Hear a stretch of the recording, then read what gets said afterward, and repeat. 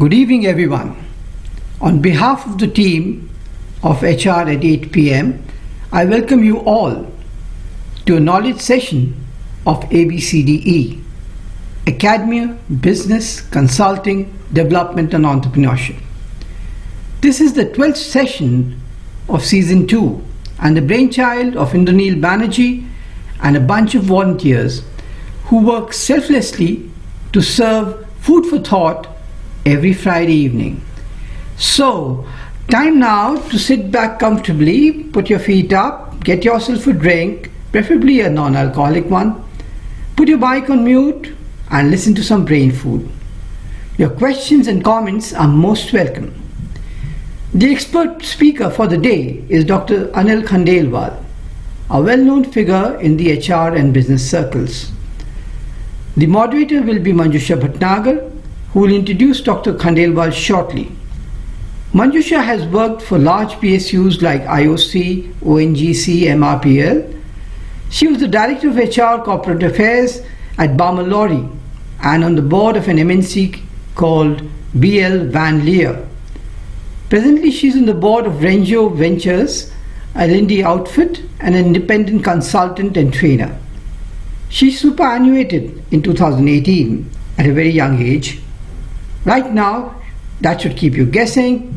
Over to you, Manjusha. The floor is yours. Thank you so much, Atulji. And good evening, everybody. Good evening, Dr. Khandelwal and all the viewers here.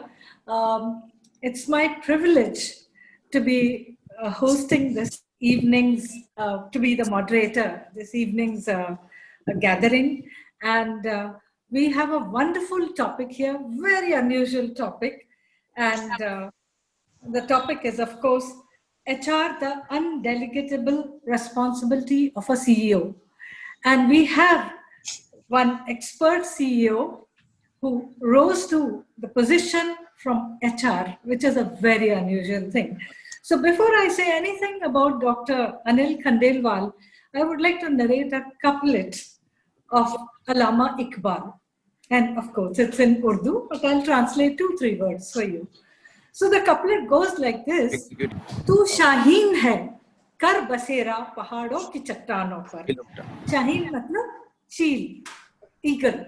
"Tu Shaheen hai, kar basera pahadon ki chattanon par, nazar rakh sitaron par, chal falak ki raahon par." नजर रख सितारों पर मतलब नीचे तो वो चील देखती ही नहीं. The eagle looks above only, and it does not walk on the earth, it flies. So here is a person who's from HR fraternity and who has flown like an eagle. And we are very proud of you, sir. It's my privilege and a pleasure to be introducing Dr. Anil Khandelwal. He is a PhD and he is an HR professional who became CMD of Bank of Baroda as well as Dena Bank. He is an author of 8 books, and some of them I would like to, of course, mention here. He's also been on the Khandelwal Committee on HR reforms in public sector banks. He is an internationally well-known keynote speaker on leadership, governance, transformation, and customer services.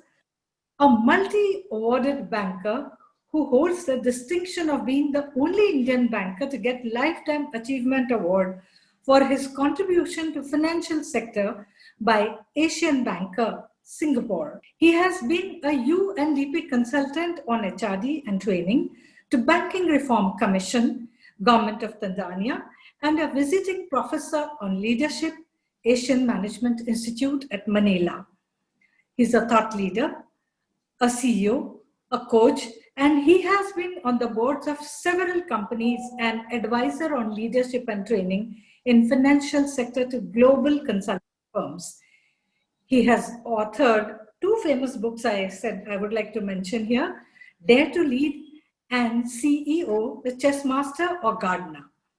Currently, he is Senior Strategic Advisor to none other than KPMG India. NHRD has been very proud to confer the Lifetime Achievement Award upon him. So, sir, I heartily welcome you to this evening's session. And now the floor is yours. You have about, instead of 30 minutes, say 35 minutes. And we have a wonderful presentation by Dr. Khandelwal. I would request all listeners, all viewers and participants to hold on to their questions till the end of the session, because Dr. Khandelwal would like to take them towards the end one by one. So please post your questions as and when they come to your mind on the chat box. Thank you so much. Sir, all yours. Thank you, Manjusha, for very generous introduction. And thank you, Atulji, for inviting me to this wonderful evening. I like the word 8 p.m.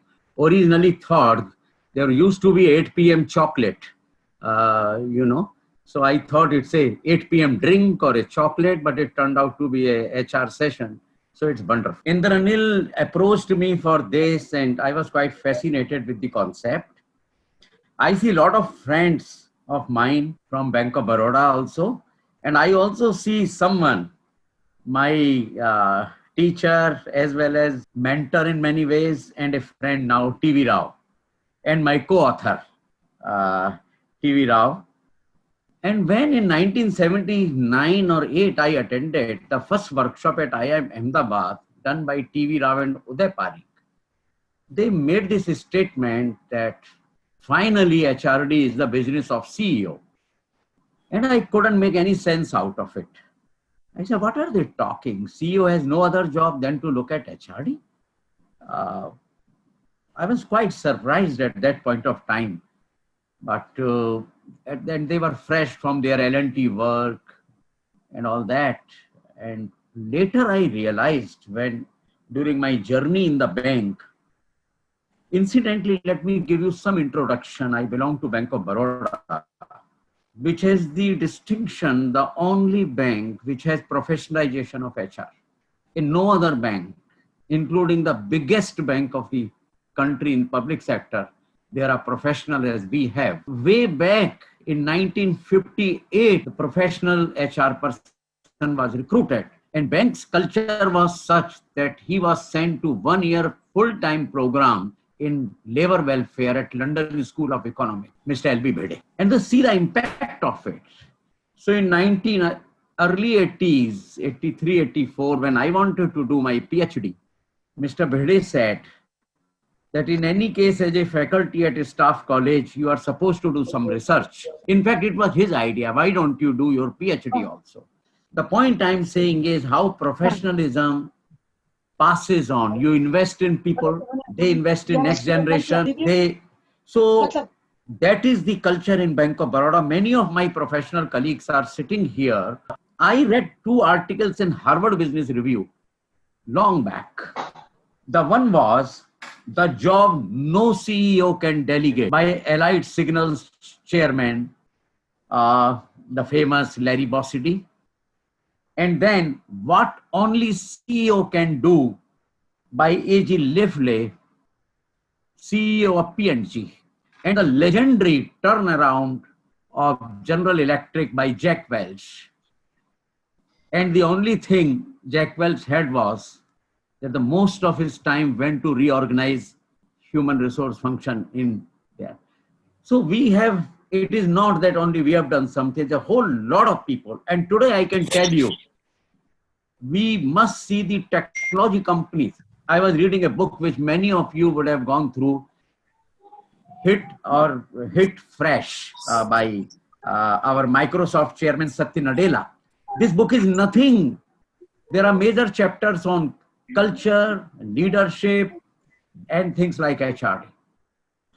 You think of Google, it's all about HRD that Google is sustained. Anyway, that apart, it brings me to a fundamental question as to what is the role of, Okay. Now, CEO role is different, quite different than normally understood. What we normally understand is that CEO is a super business manager who can do miracles, he can bring business, he can show year after year profits, he can do this, he can do that. Yes, why not? But The main job of CEO, and we have also seen number of organizations where business keeps on growing and one fine morning, the descent starts. And this I also observed in my own organization, that in the year 2000, the bank came number one, after State Bank of India in the nationalized sector. And in the next 3 years, the bank came to number 4 position, slow descent. So these super business managers, the problem with them is they are too narrowly focused on business. My own experience, which I will share, is that the business of CEO is not to do business. I'm making a very controversial statement, which I will later on take up. His main role is to manage drivers of business. And what are these drivers of business? These drivers are intangibles, which drive the tangible business. Will come. Next. Yeah. The choice before every CEO is like this. One is the obsessive focus on right-hand side. Obsessive focus on achieving quarterly business matrices somehow. I come from banking industry and I have no hesitation to say, and in some branch manager collect deposits, which can go away in the early April to show the March results somehow. And in the process, important initiatives are put under the carpet because I have to show results in this. The concern for business can be delusional if organization does not have. It is like having long, thin legs and a belly like Lord Ganesha, that on that legs, the business cannot survive. The other choice before CEO is the readying their organization to face. Because only CEO knows. He's connected with government, he's connected with regulators, he's connected with his competitive colleagues, and he knows what is happening in the world.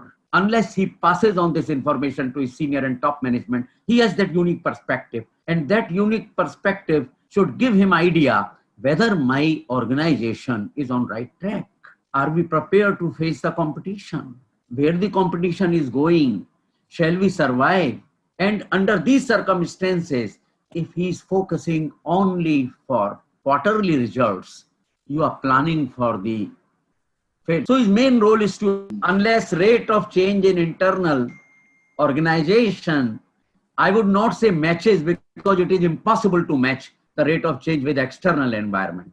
But I think at least putting the organization, the challenge of external environment. For example, today we all talk of VUCA environment. I would not define because everyone knows. But today we see what is happening in external environment, whether it is banking. See, there was a time we used to go and it used to take 45 minutes to encash a check. Today everything is happening so fast that even the most lazy banks have become crazy banks now, that they are competing crazily now.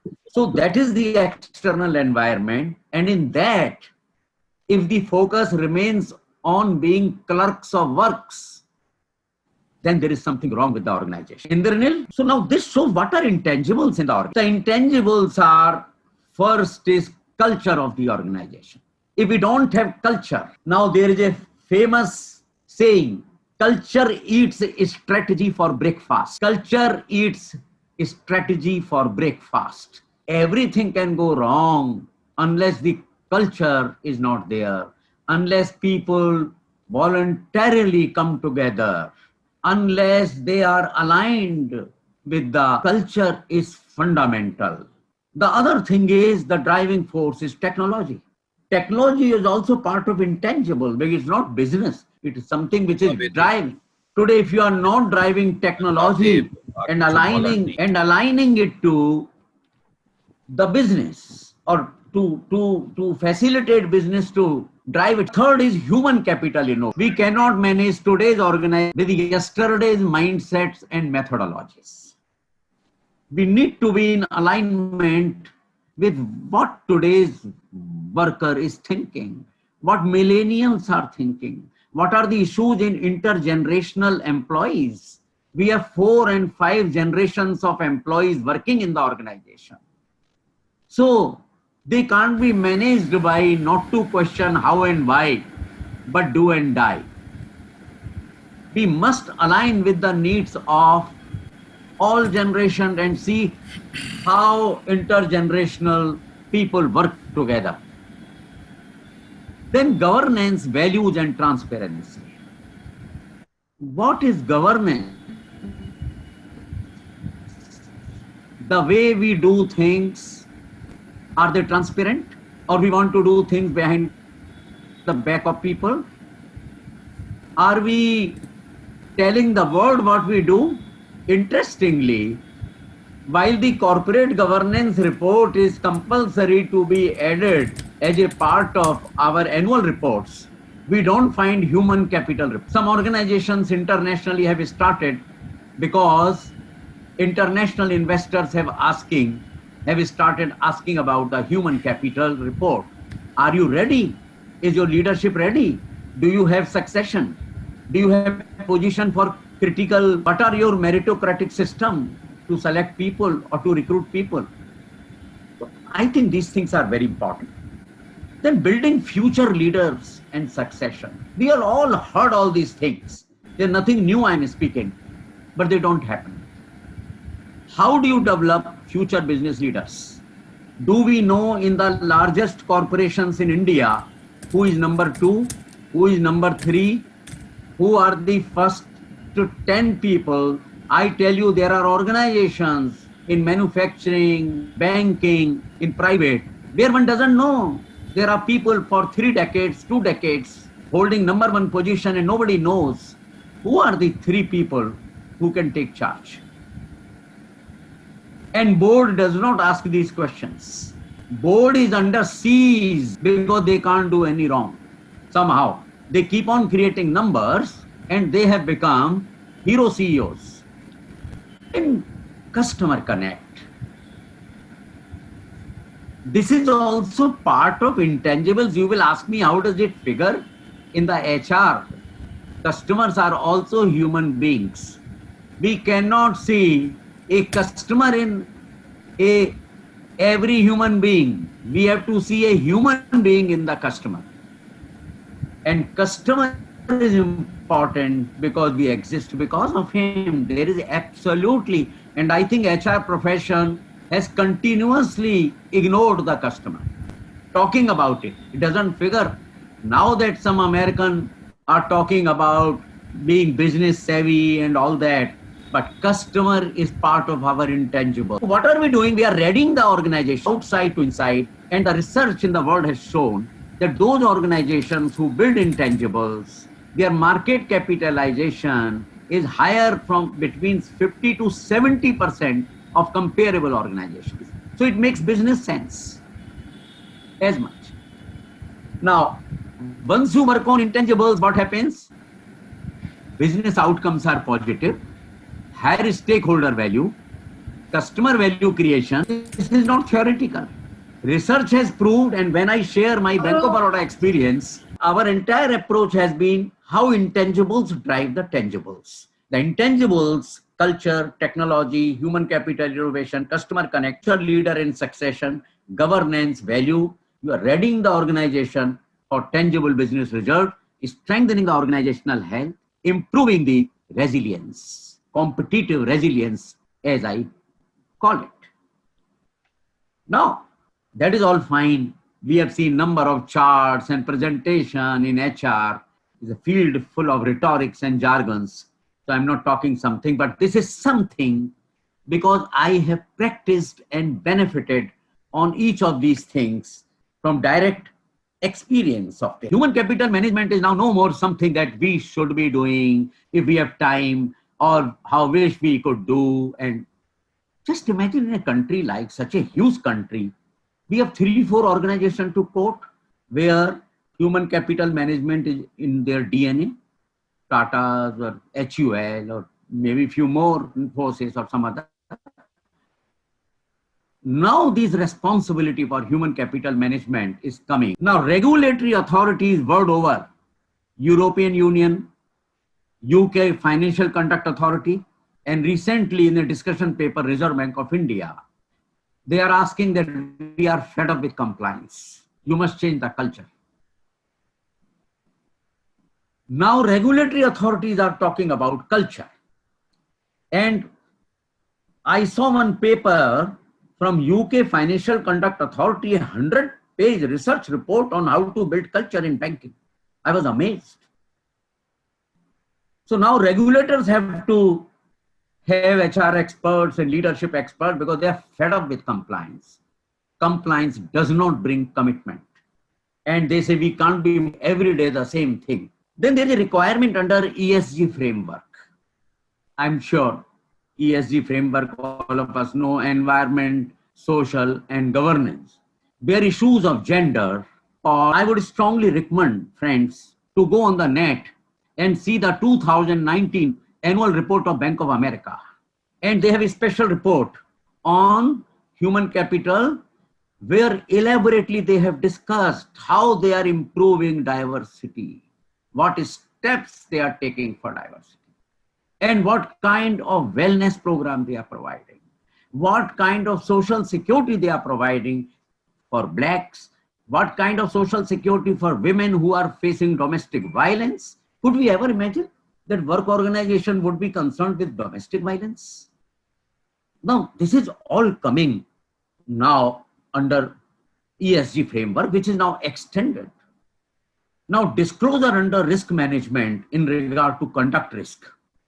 Your integrity and values framework is coming. I can see my friend Anil Sachdev attending. When he talked of values 20 years back, he thought perhaps it is esoteric. Today, value framework, integrity architecture is coming from regulators. It's coming from World Economic Forum. It is being discussed there because these are the fundamental fountainhead creating an architecture in corporate world. And lastly, as I said, international investors are concerned about human capital issues before taking investment decisions. So if you want to raise capital, they would like to know the quality of your board. What is the quality? So it is no more a choice for CEOs today. It is new responsibilities of CEOs under corporate governance. So how did we go about changing culture in Bank of Baroda? And I can tell you, we are a public sector bank. I think 90% is staff unionized, including officers, including chief managers and branch managers, and our association more powerful than Workmen Union. You can't increase a penny for them. You can't give them bonus. You can't give them an increment additional. There is an industry level wage negotiation. How do you create culture for performance? How do you go about? You can't put your hands up and say, I can't do anything. I think leadership role is, and I think all the theories in management have proved about the non-financial incentives, what you can do. Now, how did we go about changing the culture of performance, teamwork, accountability, responsiveness, strategic thinking, integrity, governance? The neck is always at the neck of the bottle, at the top. People want to see first whether top management is changing or not. And much of the angst at the lower rung is because they don't find their top management changing. They find they are sermonizers. They are using their authority to issue instructions. That they are sitting on the... We have to find as HR guys the mechanisms. You can't go... My organization had 40,000 employees. I can't go to 40,000 people. How top management changes? How do you change legacy-driven organization? And I thought of a mechanism called daily morning meeting, 9:30 to 10:30, whether there are rains, floods, this meeting has to take place, in which the entire team of general managers and by invitation some DGMs, 1 or 2 advisors, my executive secretary, they will attend this meeting. And what is this meeting all about? Actually, my all learning on leadership came within the bank, how to do things and how not to do things. Sometimes meetings are a joke, I tell you, which are only issuing instructions. And so the meeting, we were very conscious, I'm not discussing business in these meetings. Because I attended millions of meetings in my career And I could not see the sixth question. 5 questions were, what are your deposits? What is your CASA, current account and savings bank? What is the NPA level? What is corporate credit growth? What is your profit level? Sixth question. Nobody asked, do you have any problem? Can I help you? Shall we facilitate anything? In these morning meetings, we did not discuss business. I was very clear and I thought, since I come from HR, the business expectation from me may not be very high also. I even didn't plan. And what we discussed was our culture. To give you an example, since I also worked in the zone in my career, I experienced the top management. And what I experienced was that the responsiveness of the top was extremely poor. They expect you to reply by return mail, but they don't reply.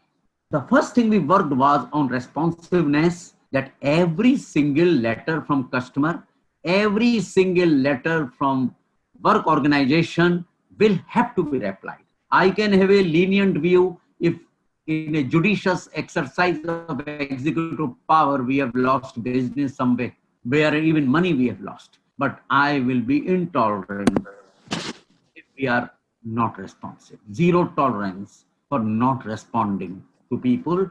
And again, we went to the extent how to respond, what to respond. To give you an example, that when we were celebrating our 100 years, and we were saying banking with passion with Bank of Baroda, banking with passion. One lady wrote to me a letter, dear Dr. Khandelwal, while I appreciate this, let me tell you, you should change your logo line. Your logo line should not be banking with passion. Your line should be banking with patience. You are so horrible that you should change it to banking with patience. And she narrated an incident, that how she is moving from pillar to post 4 times to get registration for internet banking. Those days it was just beginning, you had to register. So these are the kind of things I bring into morning meeting. Now let me share with you, the first thing is, Are Sahab, you are very finicky. One lady, in fact the word used was, one mad lady out of so many millions of customer writes this and you get very panicked. We change structure, we bought our new strategy. Now, we always say government does not allow us to do this. We say Reserve Bank does not allow us to do. I don't think they stop us to do right things. We set up a boards committee on HR with eminent outside experts like Pradeep Khandwala, B.L. Maheshwari, Arvind Agrawal, and by invitation we invited persons like Uday Parikh, T.V. Rao, to guide us. And we were the first in the industry to develop a HR policy document and create a strategic framework for HR reforms, because I was aware I have only 3 years. And I'm very happy that our personnel specialists, then in talent building, we started a program, Coach. In compassion and caring, we started Sampark, a direct hotline to CEO. Next, please. In emotional connect, we started Paramarsh.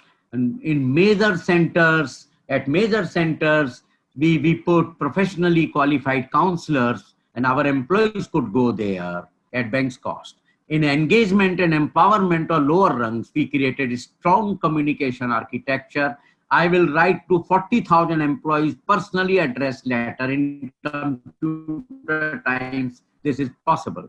Town hall meetings, employee conclaves, and using field wisdom. And believe me, the kind of wisdom people gave me, that became the customer connect through innovative initiatives like ATM to 8 p.m. banking, 24-hour human banking, happy hours banking, Gen Next branches, all done by employees and our HR team. Leadership development, I would especially like to mention, we created a project for developing 300 leaders. Thanks to Mr. Anil Sachdev, he has been an old friend and of course came and met us, grow talent.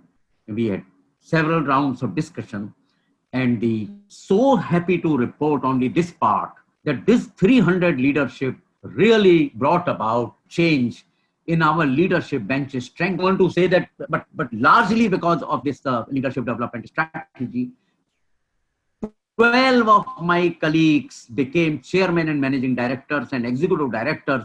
And one of them, Anil, if you remember, Mr. Mundra became deputy governor, who was trained by your session somewhere in Paris, if I remember correctly. Okay. Next, I'm trying to say that each of the things, how we achieved, how we created intangibles, but lest someone says, what is all this? What happened to business? Global business increased by 107% in 1,000 working days. Sorry, 900 working days. If you remove Sundays and holidays, my 3 years tenure was 900 working days, 107% global business size. Credit growth was 145%. The man who delivered this, Mr. Kalia, is also watching this. Net profit, 112%. And what is, I can't see my own this. So you can see practically on all parameters.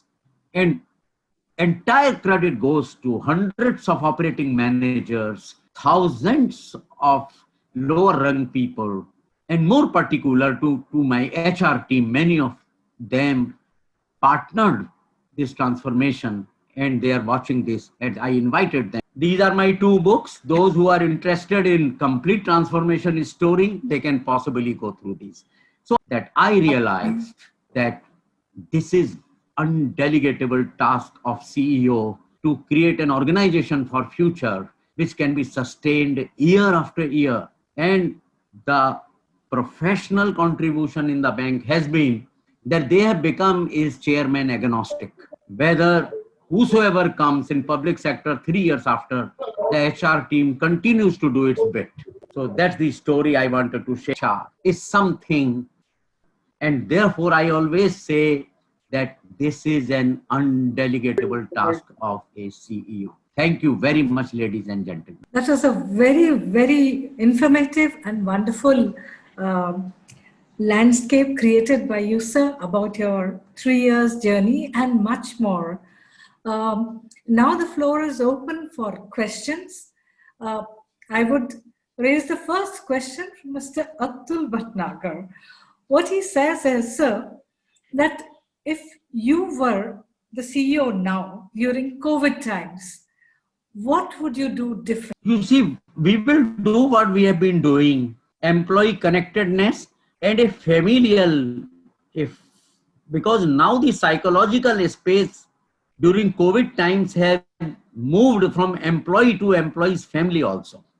This whole concept of wellness is extended now.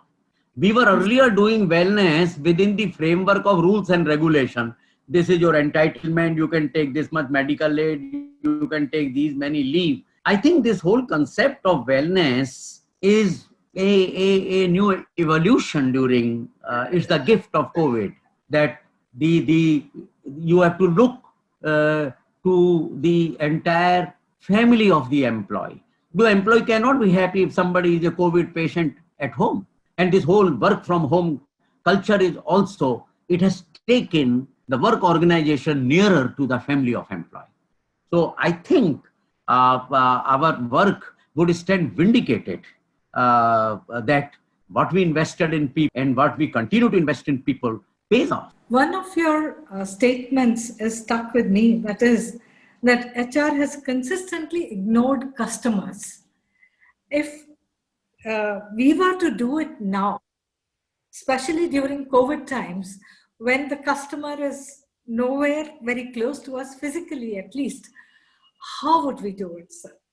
What would be the strategies? There are several ways. Only employees can do it. I came to know the other day, one of our employee from a branch, he was voluntarily, bank had not told him, voluntarily has been going to 3 very old people, supplying them medicine, helping them. He has given his mobile number.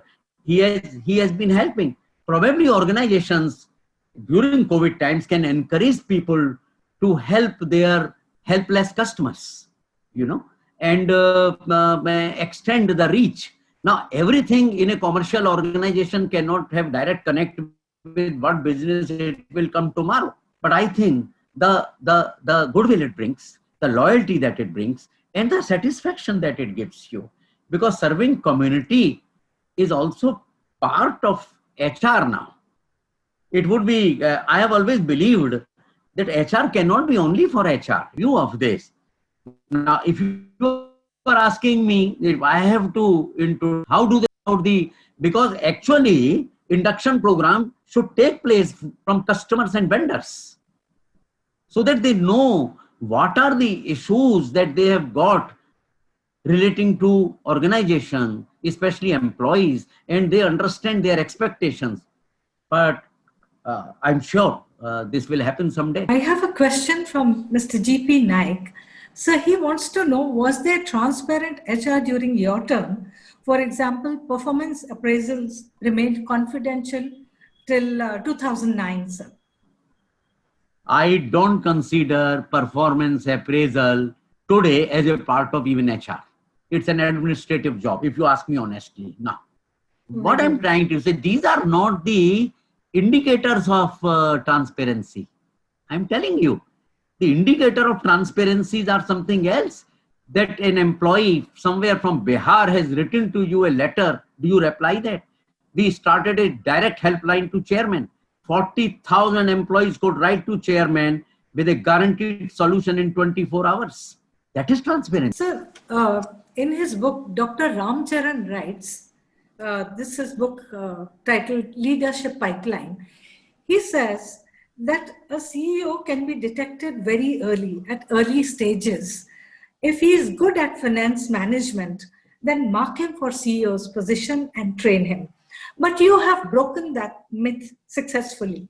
And at least in the public sector, I find very far and few people who have risen to the rank of CEO, such as Mr. Arun Balakrishna, former CMD of BPC, or Dr. S.K. Acharya, former CMD, Naivalli Lignite Limited. So these are some of the names that come to our minds. They were HR people and they grew to the level of CMD. If you were to give 3 mantras to HR guys to become CMDs in future, what would those be? First of all, I have no mantra. I'm not a guru. Only gurus can give mantras. Everyone has a story. Everyone. Atul has a story. You have a story. I have a story. I think the most important thing in case of employees is, as I heard HUL chairman to say, and I very much liked it, never forget your first address. And I remember always my first address and my student life where I studied in parks. And where was I could not pay 6 rupee fees in 6th class, and हम लोग fees माफ कराने जाते थे. Now, if you have not forgotten your first address, it get rooted into that. Number one. Number two, there is a lot of phoniness about HR. There are a lot of rhetorics about HR. You open anything, there are very flimsy charts. One should be a culture architect. One should be this champion. One should be that champion. I think let us get rid of jargons in HR. A good HR man is seen, even if he's tough. And let me tell you, my reputation on softness is not very high in Bank of Baroda. I practice tough love, but it was transparent.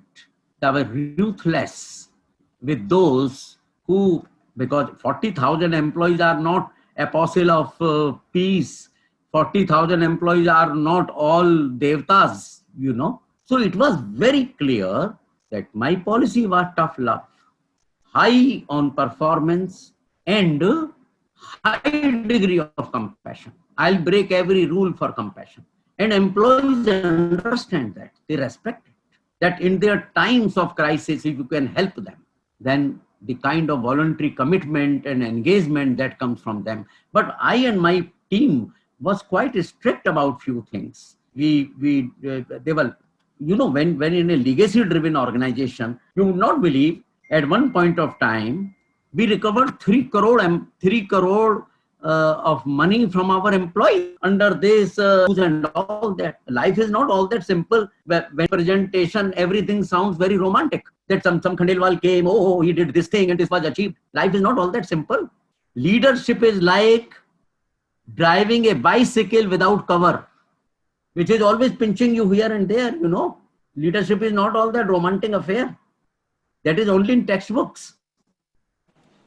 Right, So we had to take very tough decisions. We had running war with our officers association, what kind of scandalous circulars they were issuing. What kind of, that if you are in the, you have to go through everything. It toughens you. It is like steel making, where the steel making undergoes in furnace a process of 1200 degrees centigrade. The leadership is not, and therefore most people do not deserve to be leader because they are not tough. Let me tell you, first thing.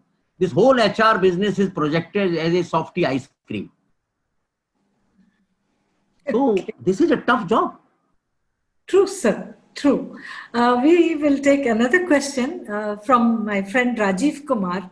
He says, sir, your work has been phenomenal.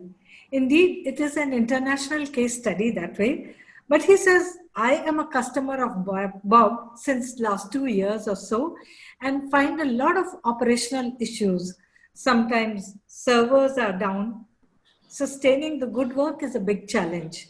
So what is the message you have for the current team under these circumstances, especially when you have competition from the private sector banks? Now, let me tell you, recently, I don't want to name country's biggest private sector banks, 2 banks, which are rated on customer service below public sector banks. We need to get, I'm not saying that we have earned the right to be. I think it is a relentless effort. But having said that, I should be telling you, each bank has, like, you know, today with 2 mergers, we have over 100,000 employees and about, if I'm not wrong, 5 crore customers. Problems do come, but customer with problems should have faith that you cannot have one fine morning, everything is wonderful. You will still have problem, but they must have faith. No, this bank listens to me. And my message to now, after 12 years of my retirement, I know how people are working hard, but always, recently, for example, they changed internet banking. Even I had something, but then they have their own security problems. Point I'm saying is, nobody today can give guarantee that everything is 100% all right. And this is where management and leadership is required. But having said that, I should tell you, Madam Bantri, even today in all banks, the granular emphasis on customer service is not as much as you and me would like to see. There is still into operational issues of that emphasis has got to be there. And let me share with you, in order to put that emphasis, we also had a helpline for customers. World over customers could contact me, 24-hour guaranteed solution. So I had 2 specialists in my office, chairman secretariat, 1 HR specialist, 1 customer service specialist. So you must, by structure and process, demonstrate that you are doing something and things are happening. That's the point I would say. And I would very much like to see Bank of Baroda or any other bank giving best of the service. But I do concede the point. I would like to see more of it in organizations. Very well, sir. Whether banking or elsewhere, our organization. I would say that we have had a very wonderful session from Dr. Anil Khandelwal. And now I would hand over the baton to Mr. Atul Bhatnagar for summation of this session. Sure. Very enlightening session, Dr. Khandelwal. I can relate to it because I've been a banker for 22 years. I previously worked in bank, HSBC and Barclays. So I have worked closely with Bank of Baroda also in a different avatar. Well, I was very happy to hear that you have stressed on CEOs not just going for quarterly targets. I've seen many a bank go down because the only focus was targets. And as you rightly said, you can't be delusional. Or if you think that targets are the only focus, I can quote the example of Citibank itself. I mean, the 90s when I was there in Citibank India, the focus was on customer. And somewhere in the US, this Citibank merged with the Travelers Group and the focus turned to sales. And by 2006, the bank was tottering. I mean, the Lehman crisis just kind of survived 2008. Otherwise, it could have gone bankrupt. Because suddenly the focus from customer to sales, worldwide bank, which was known for service, become very, very, shaky.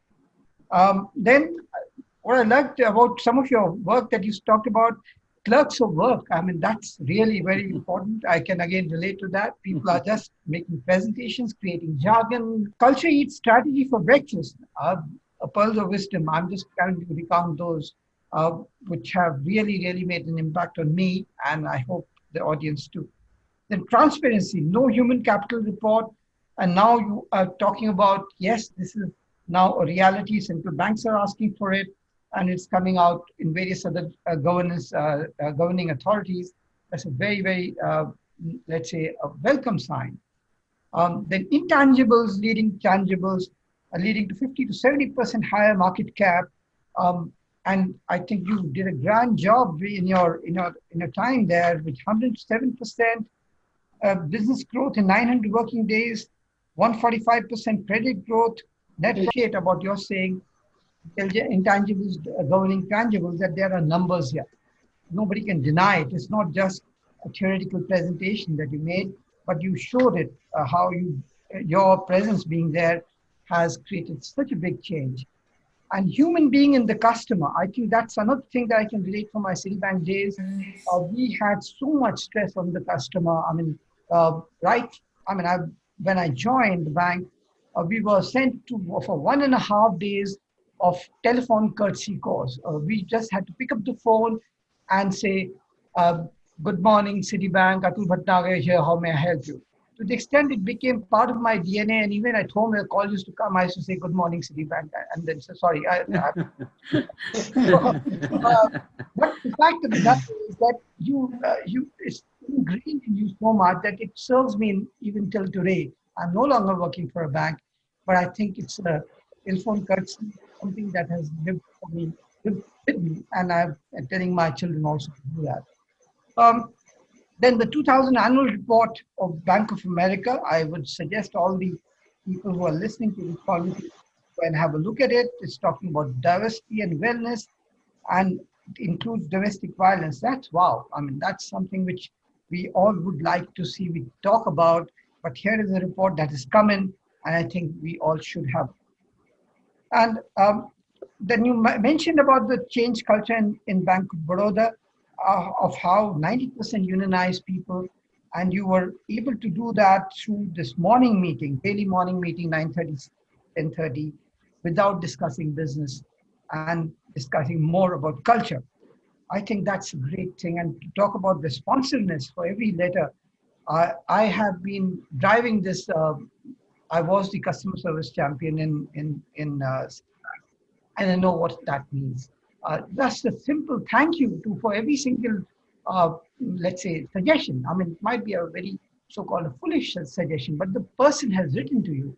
I think you just ought to just say thank you for your suggestion. And again, a very interesting thing we were taught very early in our Citibank days was even when for credit cards, there are customers you refuse. Okay, look, we can't give you a credit card because the financials are not okay or some other reason. Our CEO told us that every time that you have to refuse a customer or so-called customer, let's say, you say, thank you for applying to us. And sorry, we cannot entertain your application at this time. Hopefully, when your financials improve or credit policies change, we would be happy to have you as a customer. So please do apply. And please, and thank you for thinking of us. I mean, it's such a nice way to say, otherwise nowadays it's like decline, reject. Those words are very, very strong words customer takes to heart. I mean, we take to heart. If somebody says you are rejected or you are declined, it's like an emotional hit to our heart. So those are the things that I was really impressed that came out from your presentation. Guitar in my heart started singing again. So thank you very much. Thank you. And I'd like to read your books on CEO Chess Master to Gardner. or Gardner, or Dare to Lead. So definitely I will have a look at that. And don't forget your first address. Well, that's an exercise in humility, and that's the way one should look at it. So I think overall, I'm very enlightened. You can't see the halo around my head, but yes, there is one. So thank you very much. And thanks Thank you. Thank you so much. I am so grateful, Mr. Atul. The way you have summarized, I'm amazed. It's beautiful. It's really Beautiful. beautiful. One thing shows you are a great listener and conceptualizer. Thank you. Wonderful. So before we bring this session to a close, I can see my friend Surajit Sainji here. I request Mr. Surajit Sain, who is a veteran HR person, MSW from 1979 and then ex-ACC, and also he's worked with Atlas Cycle. He's here. He's been an avid participant to these sessions. Mr. Sain, I would request you to propose a vote of thanks. Thank you, Manju sir, for giving me this opportunity to vote thanks to our distinguished speakers, Dr. Anil Khandelwal, a well-known personality in HR fraternity as well as the banking industry. He is a role model, and you have already given, as well as Atul also spoke about, like the illustrious career, a brief account of Dr. Khandelwal. It was an excellent address to us, made just now by Dr. Khandelwal. Thank you very much, sir. Thank you. For your thought-provoking as well as interesting address. Your insights should surely help us, each one of us, to dare to lead our respective assignments. Thank you all the participants and to the organizers like Atul, Manjusa, Indranil, and others who have made this program a grand success. Over to Manjusa. Thank you, sir. Thank you. Thank you. Thank you so much. Thank you. Thank you very much. Thank you. Thank you, Dr. Khandelwal. Thank you, Mr. Bhatnagar. And thank you, Mr. Sain, and all the viewers and participants. See you next Friday. Thank you. Good night.